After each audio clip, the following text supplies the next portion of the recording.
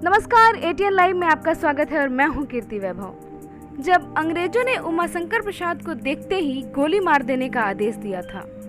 महाराजगंज, जब दिल में देश की आज़ादी का जज्बा हो तो भला उस बहादुर नौजवान को कौन रोक सकता है।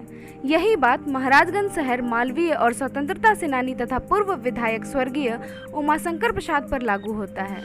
उमाशंकर बाबू बचपन से ही होनहार और देशभक्त थे। यही कारण था उन्होंने अंग्रेजी हुकूमत के खिलाफ बगावत कर दिया था। जब देश पर ब्रिटिश सैनिक शासन कर रहे थे, उस समय उमाशंकर प्रसाद ने युवाओं को जागरूक और शिक्षित करने के लिए महाराजगंज शहर में अपनी निजी भूमि पर निजी कोष से उमाशंकर प्रसाद हाई स्कूल का स्थापना सन 1931 में मात्र 28 वर्ष की उम्र में कर दी थी। इसका एकमात्र मकसद था कि युवा पीढ़ी शिक्षित होकर अंग्रेजी हुकूमत के खिलाफ चल रहे जंग में जमकर हिस्सा ले।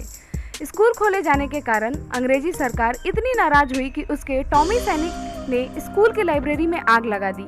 उनका कहना था कि स्कूल में छात्रों के बीच उमाशंकर प्रसाद अंग्रेजी हुकूमत के खिलाफ बिगुल फूंकने का काम कर रहे हैं। इतना से ही नहीं, जब टॉमी सैनिक का दिल नहीं भरा, उन्होंने स्वर्गीय प्रसाद की दुकान को लूट लिया। लेकिन इसके बाद भी उमाशंकर बाबू हिम्मत नहीं हारे। सन 1928 में महाराजगंज में पहुंचे राष्ट्रपिता महात्मा गांधी की सभा कराई और आंदोलन को और मजबूत कराने के लिए 1001 की चांदी के सिक्के की थैली भेंट किया। इसके बाद देश रत्न डॉक्टर राजेंद्र प्रसाद महाराजगंज पहुंचे।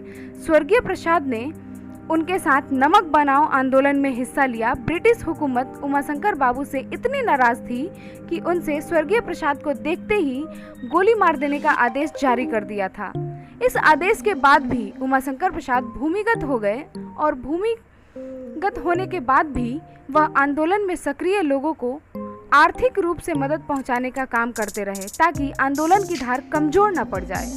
देश की आज़ादी के बाद स्वर्गीय प्रसाद को महाराजगंज क्षेत्र की जनता ने 2 बार विधानसभा में भेजने का काम किया, जहां अपने सादगी और सच्चाई के लिए मशहूर रहे।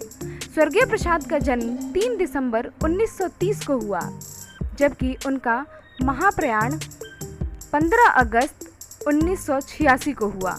आज भी इस इलाके में स्वर्गीय प्रसाद को एक महापुरुष और शिक्षा प्रसारक के रूप में याद किया जाता है। बहुत उनकी भूमिका थी। उन्होंने महात्मा गांधी जी को थैला दिए 1001 रुपये का और आर्थिक सहयोग करते थे उस लड़ाई के। हम लोगों के जो लड़ाई लड़ रहे थे हम उसमें बहुत उनके ऊपर वो लोग किया। वो अंडरग्राउंड उनको होना पड़ा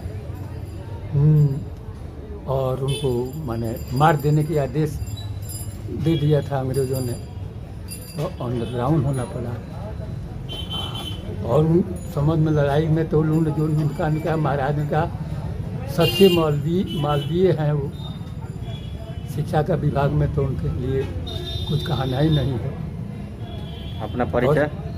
हाँ, हमारा नाम जगदीश सिंह सेनानी, स्वतंत्रता सेनानी जगदीश सिंह धनसुआ महाराज।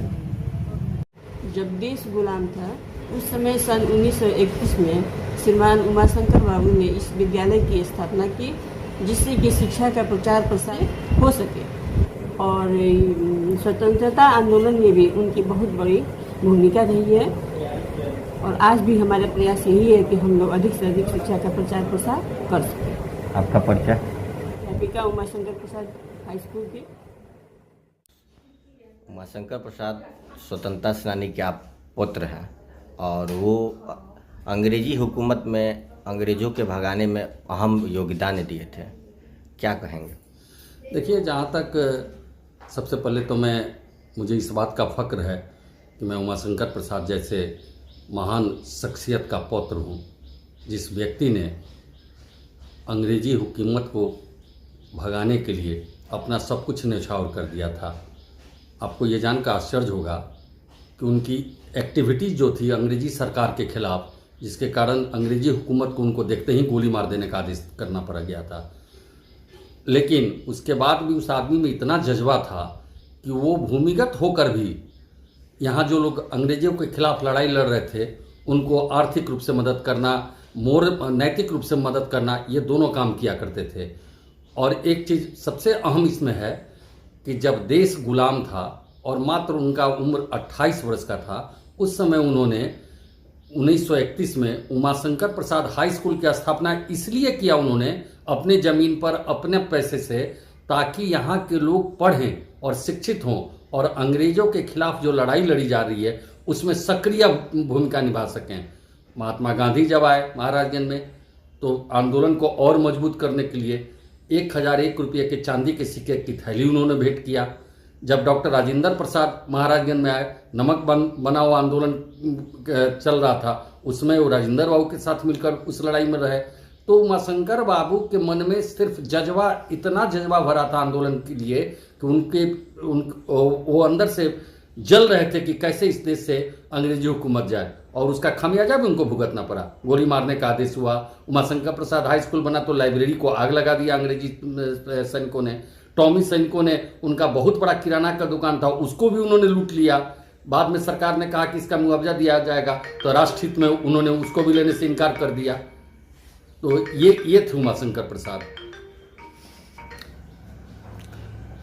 स्वतंत्रता सेनानी के बाद वो पूर्व विधायक भी हुए महाराजगंज के, और जब भी स्वतंत्रता दिवस आता है तो प्रशासनिक स्तर से, चाहे लोग सामाजिक लोगों के स्तर से हमेशा उनको याद किया जाता है इस दिन। पूर्व विधायक रहते हुए भी वो बहुत लोकप्रिय थे महाराजगंज के लिए। इस पे आप क्या कहेंगे? देखिए, जब आदमी काम करेगा, जब आदमी देश के लिए जिएगा, जब आदमी अपने क्षेत्र के लिए जिएगा, स्वाभाविक है कि वो लोकप्रिय हो जाएगा। तो वो तो महापुरुष थे, मैं कह रहा हूँ ना कि उनकी सादगी और उनकी सच्चाई ही उनकी पहचान थी। वो जहाँ भी जाते थे अपनी सादगी और सच्चाई की छाप छोड़ देते थे।